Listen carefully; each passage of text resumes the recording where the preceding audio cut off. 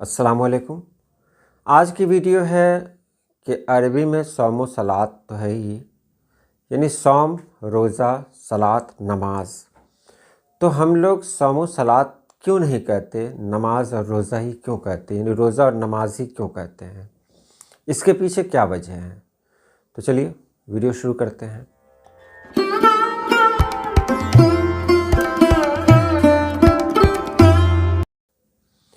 उर्दू ज़बान में नमाज और रोज़ा के अल्फाज का राइज होना तारीख़ी और लिसानी वजूहात की बिना पर है। कुरान मजीद और अरबी ज़बान में नमाज को सलात और रोज़ा को सौम कहा जाता है, लेकिन बर सग़ीर यानी भारत, पाकिस्तान, बांग्लादेश में उर्दू बोलने वालों के यहाँ नमाज और रोज़ा ज़्यादा आम है। ये लोग सौम सलात नहीं बोलते, यानी हम लोग नहीं बोलते। वजह क्या है? उर्दू ज़बान फ़ारसी ज़बान से बहुत ज़्यादा मुतासिर है। उर्दू की तश्कील में फ़ारसी, अरबी और मकामी ज़बानों जैसे हिंदी, संस्कृत का बड़ा हिस्सा है, लेकिन इस्लामी इस्तिलाहात के हवाले से फ़ारसी का असर गालिब रहा। बस यही जानना है कि उर्दू पर अगर सबसे ज़्यादा किसी ज़बान का असर पड़ा है तो वो है फ़ारसी ज़बान। फ़ारसी की जो तहरीर होती है, जो स्क्रिप्ट है, वही इसकी भी है, यानी नस्तालिक दोनों है। फ़ारसी का असर उर्दू पर बहुत ज़्यादा पड़ा है, और ये पड़ा किस लिए, ये भी देख लें कि हमारे यहाँ जो मुग़ल बादशाह आए, तो मुग़ल बादशाह अपने साथ फ़ारसी लाए। उससे पहले भी जो बादशाह आए ज़्यादातर फ़ारसी लेकर ही आए। वो अपने साथ अपनी तहज़ीब भी लेकर आए। वो जो कुछ बोलते थे हमने वही बोलना शुरू किया, वो जो कुछ मानते थे लगभग हमने भी वही मानना शुरू किया। तो वो जब फ़ारसी लेकर आए तो उन्होंने फ़ारसी में नमाज कहना शुरू किया था।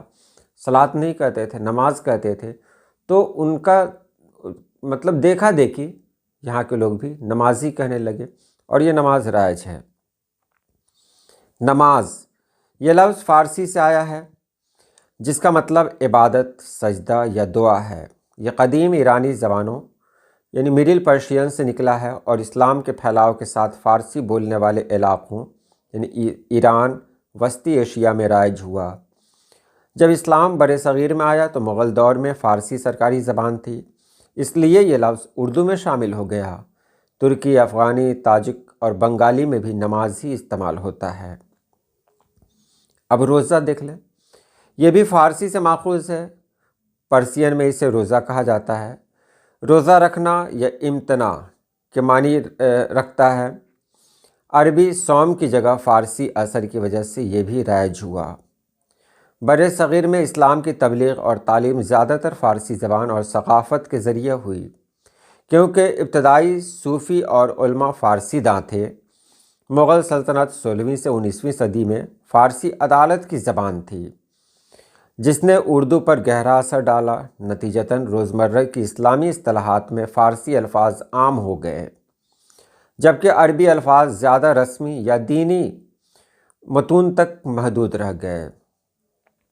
क्या ये गलत है? नहीं, ये बिल्कुल जायज़ है।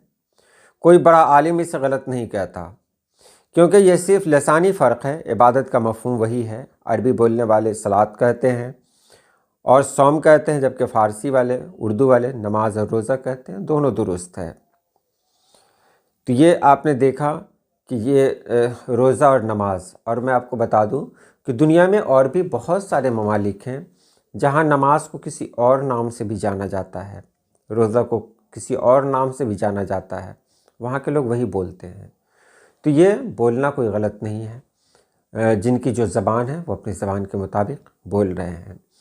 तो हम लोग जो सौम सलात बोलते हैं, सौम सलात के बदले नमाज और रोज़ा बोलते हैं, उसकी वजूहात यही हैं जो मैंने आपके सामने रखी। आज के लिए इतना ही। अल्लाह पाक आप सभी लोगों को खुश रखे, आबाद रखे। अल्लाह हाफ़िज़।